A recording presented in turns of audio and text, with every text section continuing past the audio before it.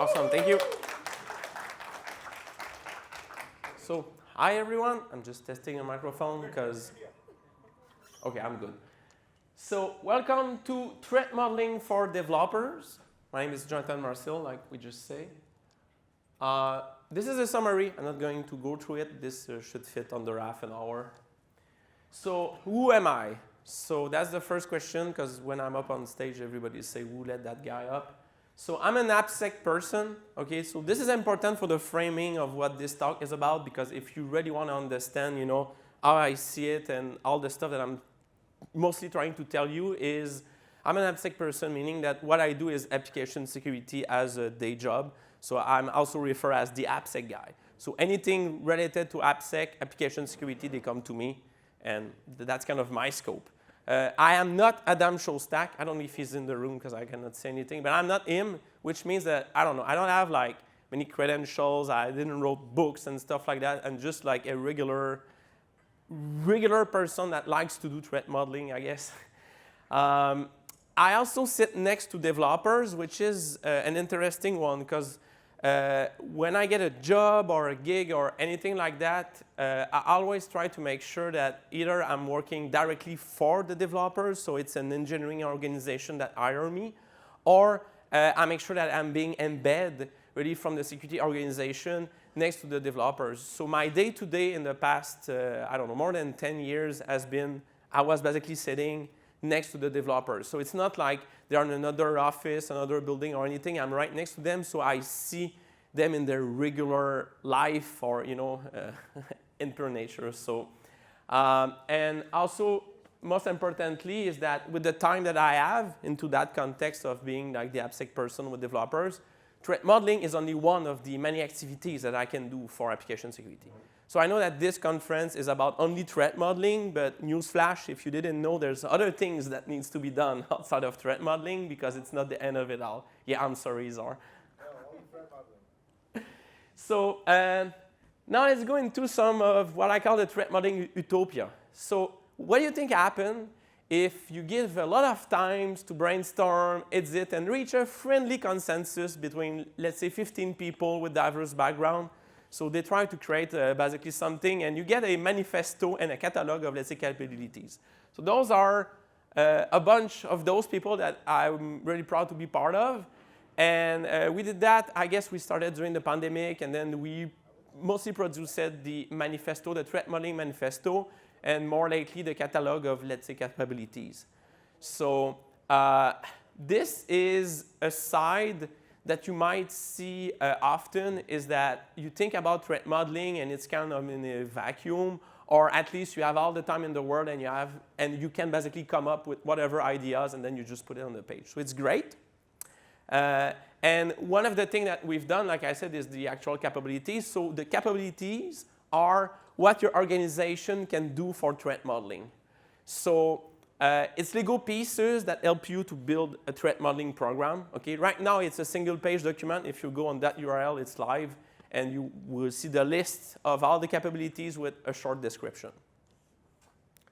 So the other side that we need to consider, okay, is the developer environment. The everyday life, like I said, is you can ask yourself that question: what happens when you subdue highly intelligent people into delivering software amidst all the chaos? Well, it gives you people that are very resilient, especially to diversion, and that will focus on their goal. So it's not like they have time to think about the philosophy and how things really should be done. They just get the stuff done and they deliver. So now, the goal here is to bring both worlds, let's say, together. So here's all the 38 threat modeling capabilities. As you can see, there are like with groups. You can see all their names there. So I have a really good read. So now can you recall 7 of them? So apparently not. So it's really difficult, right? Because there's a lot. If I go back, it is a big list. And even when I think about that, I don't recall most of them, even if I contributed to basically creating them. But like, what I need to do now is really to take a deep breath of air, have a sip of water, which unfortunately is way too far, but I don't care. And then you carry on. Yeah.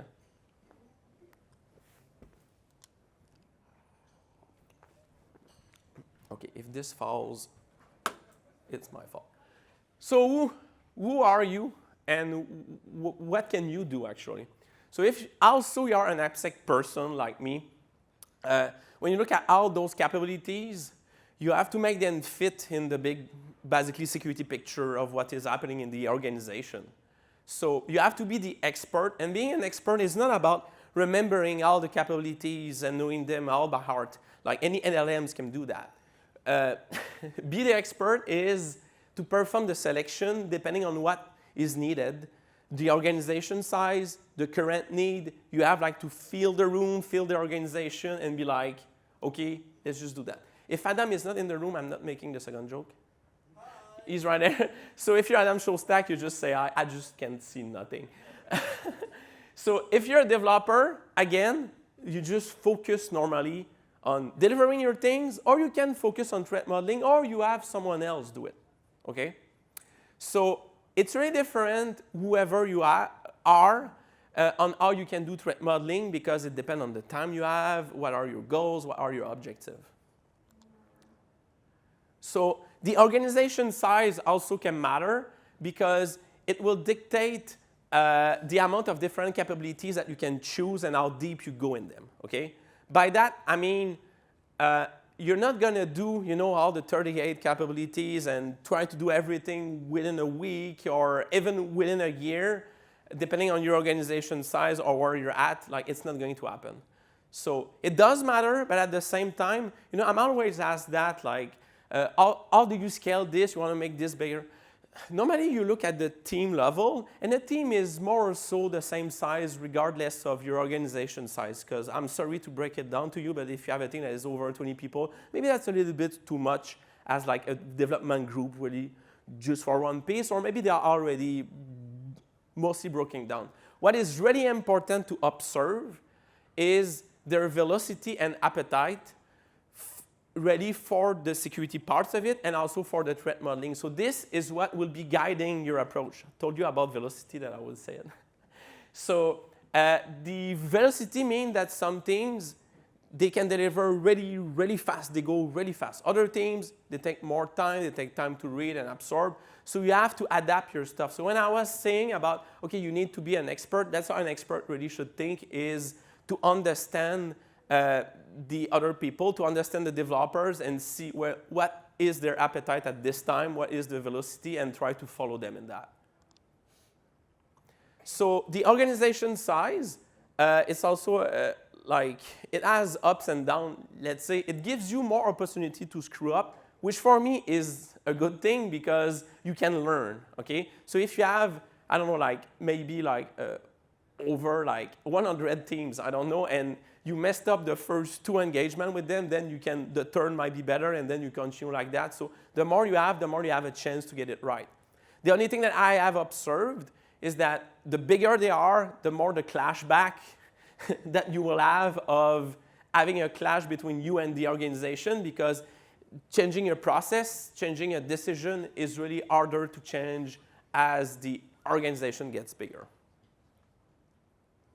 So that is pretty much it for what I would call the boring part of the talk.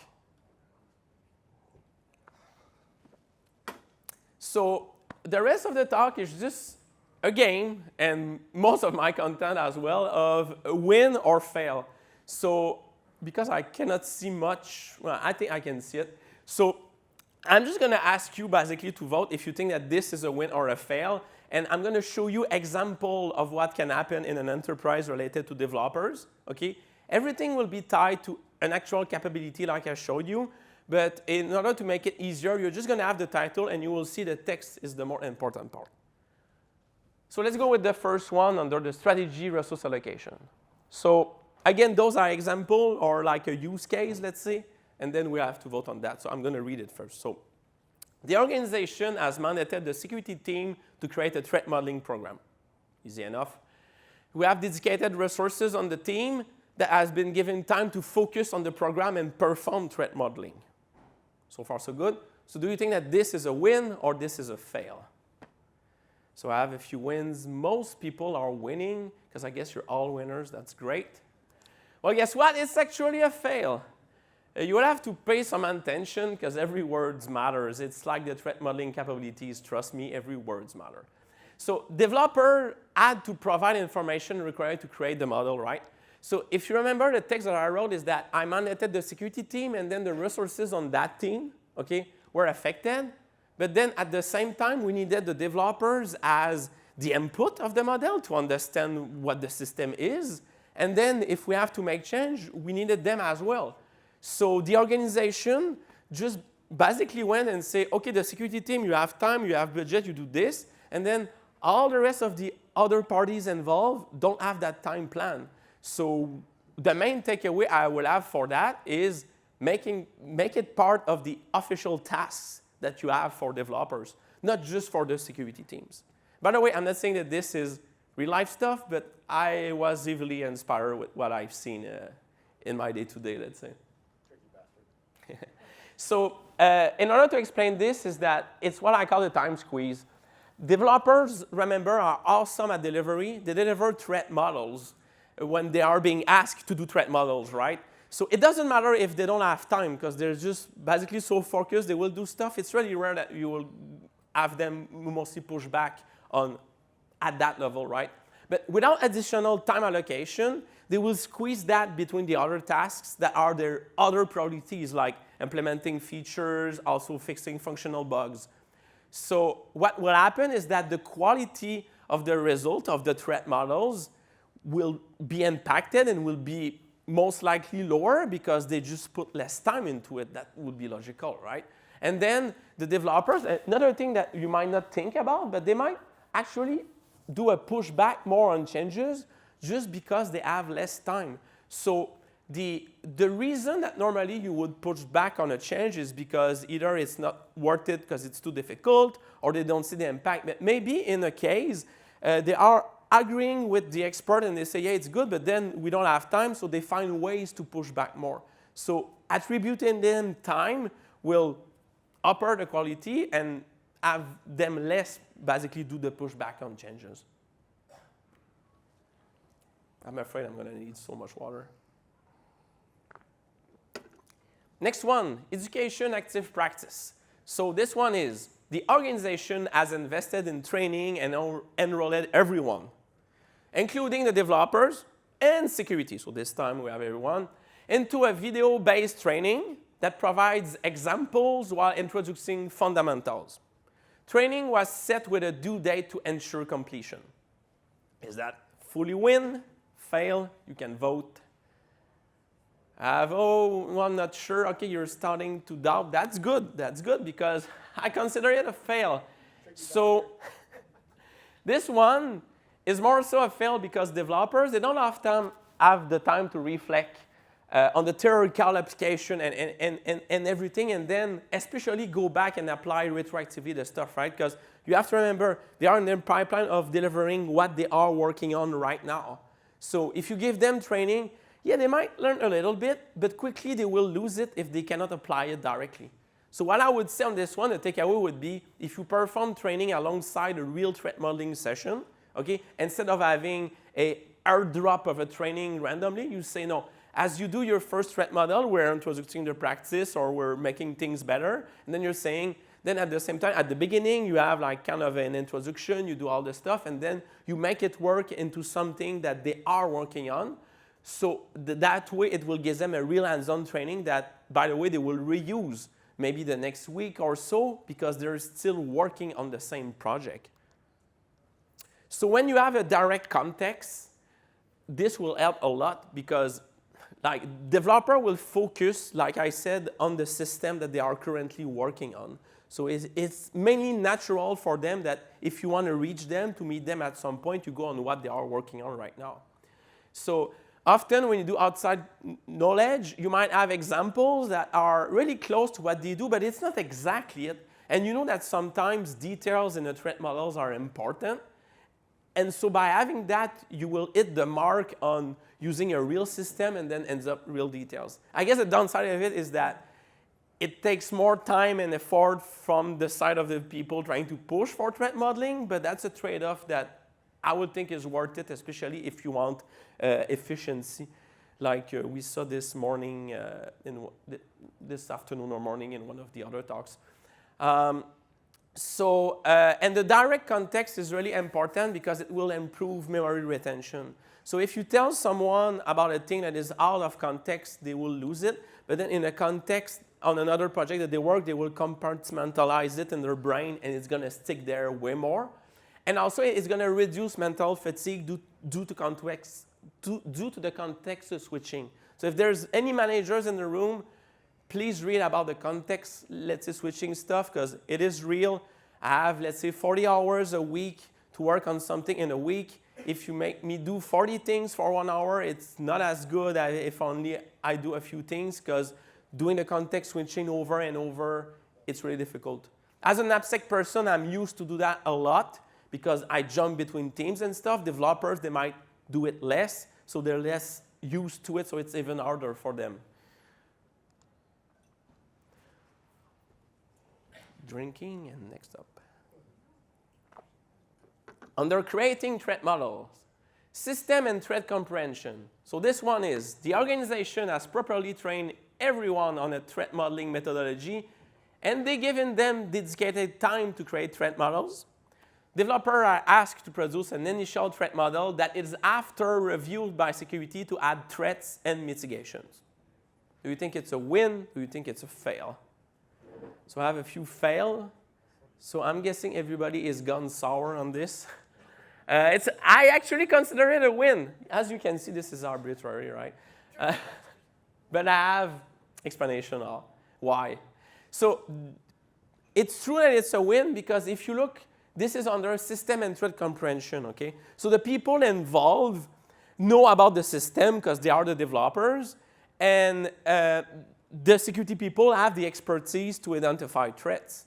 So this really should result into producing a quality model because guess what? They know what they are talking about. But wait. If you reconsider what I said, but then you frame it under active collaboration. Well, now it looks more like a fail. So maybe you were onto something. So in this case, if I go back to the text, you know, like there's like one step of I'm filling the threat model, and then the other step is another person is going to add their thing. So they don't really collaborate, right? They just throw the ball to one team to another, and this will reinforce a culture of blame if there's not already one, and some pretend compliance of, oh, we're all okay, it's all right, because we don't have anyone really working together. So it's much more like the threat model is a thing that we just basically pass around, and we don't really work together into creating it. So I would say the main takeaway on this one is if you can work together in a non-adversarial manners instead of basically passing the document to each other, then you're also going to get better results. But wait, there's more. So if you frame that under the constructive conversations, you will see that threat models, again, this is the new statement, so we add what I just added, are done with teams working together in an non-adversarial manners. Then the peer-to-peer collaboration will involve into positive dialogues to share knowledge and experience. So instead of being like artificial, like basically fixed on a document, people are going to organically chat with each other and exchange information and learn. And the developer will learn the threats from the security, so they will learn like, even not just the threat, but the security control, the mitigation, and everything. And it's going to be more engaging because they get it from a real human being. And then the security org will be better informed on what the system are. And that is important because sometimes there are some things that are not documented and not obvious, but then the developer knows because they know about the dirty details that you might want to know as an AppSec person, let's say. So this is what I think ends up being a multiplier for the collaboration and gives great results because the impact will spread to one capability to another. So if you recall the list, we we first basically started with active collaboration into construction conversations and then into system and threat, let's say, comprehension if we roll back. So if you manage to do that and it snowballs into a point that the threat modeling program runs by itself, by that it means that basically people will engage, the developers will come and be like, oh, I want to be engaged into this because I want to learn more. They will have a feeling of constructivity and this will be aligned with their goal because they will see it as an added value at what they do, and then this will foster their actual participation to all the threat modeling practices. Water. So this one is a duo, meaning under seamless alignment and also program management value driven. So the statement is, the organization has positioned threat modeling where its outcome can influence the system designs. It's good. That added value to the development process is demonstrated in the program at the organization level. Very broad statement. Do you think it's a win? Do you think it's a fail? This one nobody wants to answer. I see a few win. We're at that because we cannot be negative all the time. We can go with some wins. So the developer, they feel the threat modeling program is aligned with their main goal, and they take pride into creating better systems. So it means that if you're focusing yourself on value, then if you recognize it and then you show it to other people, then they will be more tempted to jump into the threat modeling program and be like, oh yeah, I need to make a better system. How can I do that? If I do the threat modeling process, then it's going to be better. So of course, I want to do it. So the key is to have developers align this with their own goals of delivering software. And of course, they want to make a better system, so it's all well aligned. Here's the seamless alignment. So I haven't checked where I'm at on time. That's good. So the bonus slide, I'm not over time, so I won't blame Izor. That's what it said at the bottom. So this one is, again, the situation. You'll see it's very different, and there's no vote on it. I'm sorry. So this is Dumpsty, the fire dumpster. I don't know if you know him. It's when vulnerabilities are everywhere, right? You are in the organization right now. It's all broken. There's a breach right now. There's many things to be mostly fixed, right? So what do you do? What can you do? Well, you don't threat model. It's important to understand that maybe sometimes, basically, threat modeling is not the solution because, again, the fix in that case, the real solution in that case is to resolve the issues. So you should be there to help other people and maybe step aside a little bit and make sure that you come back later. What you can do is that you can observe and take notes because what is happening right now, right? Like, I don't know, there's a major breach or there's just a lot of the things happening. They don't have time to focus on any threat modeling, but you do take note because the threats that they are dealing with right now, like all the flaws that you can see right now, will be the priority one in the future because nobody wants to go over like a bad thing over and over again, like the same bad thing over and over again, especially. So if you take time after the recovery to incorporate the lesson learned into threat modeling, you are also going to get better results because it's based in reality. So I like to call that you use the fail of, let's say, today, and then you make the wins for tomorrow with it. So with that, big thanks for your attention. If you want to have a look at the slides, they are there. Also, the special thanks to Izar for the review, the threat modeling group for everything, and then Kung Fu as friends. Big thanks, everyone.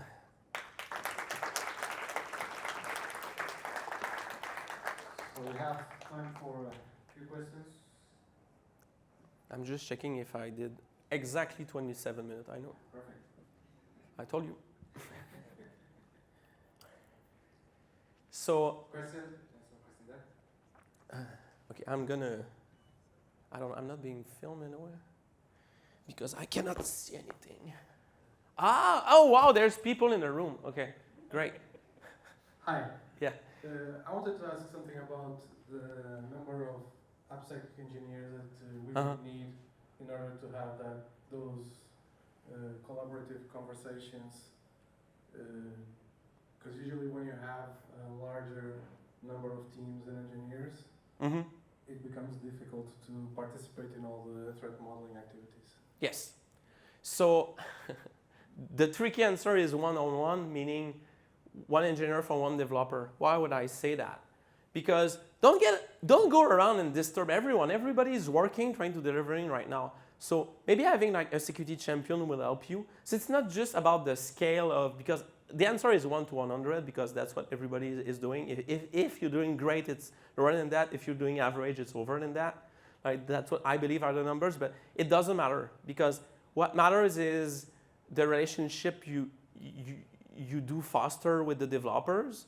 And if the budget allows you to just engage one because you basically cannot handle them all and stuff, that will be good because especially if you have like a, let's say, security champion program, it can scale more that way. They will talk with other people, but then you don't necessarily focus all the time on the same person. You know, you have to get off their back a little bit. And so I would say just try to feel like who either is more interested, who has more time, and then you go work with them. So that way, it's not really a matter of how many people that you should handle and stuff. It's on a given time frame where you should focus. So that's how I would answer it, instead of just give you like a number, which I don't think matters much. Awesome, thank you. Any more questions?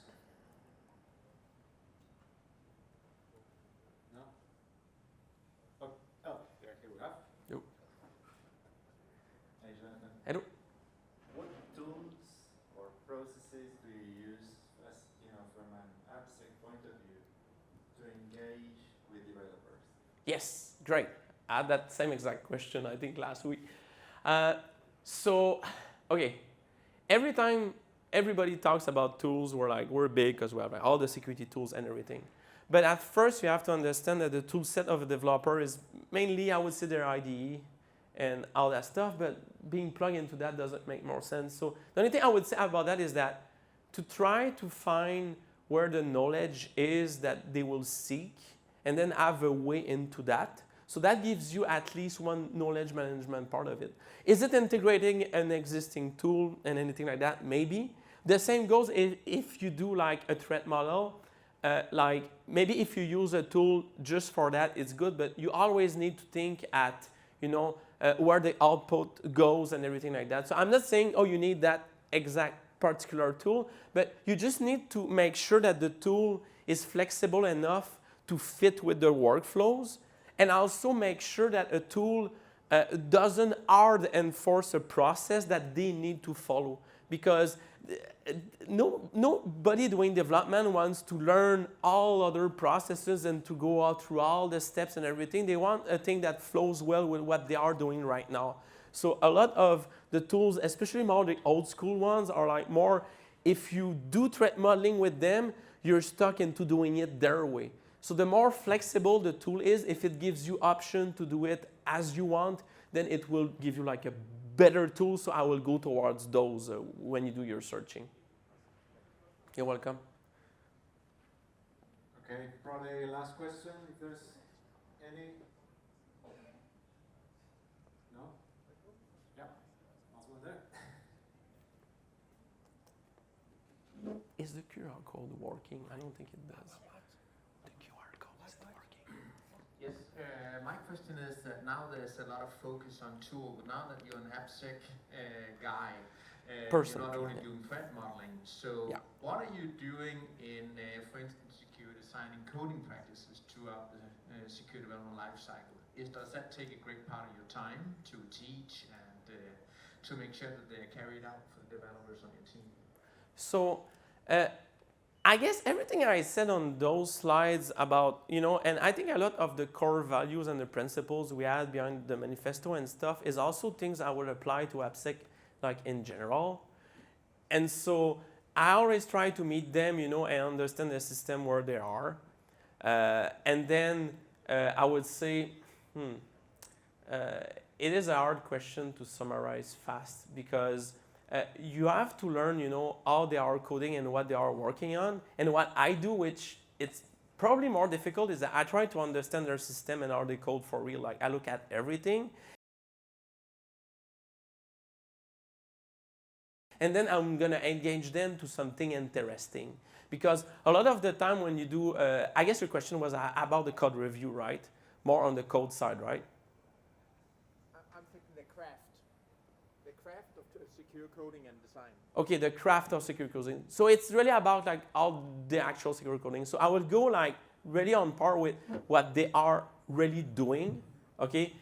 And trying to point out, what are the stuff that I think that can be done better, but not by just basically having like a standard generic recommendation. I will just go and code and be like, you see this, we had that vulnerability before. If you do it that way, this goes on another level that is not directly fixing the vuln because we already fixed that last month, but this will help you in the future. So if you can find a way to either reuse what we found or maybe use your threat models to be like, oh, we think that those type of things can happen. This is not easy because you need to understand well the frameworks, where the quirks are, but nothing is really easy about being an AppSec person. Awesome. Thank you so much, Jonathan. And thanks for sharing your insights. Thank you.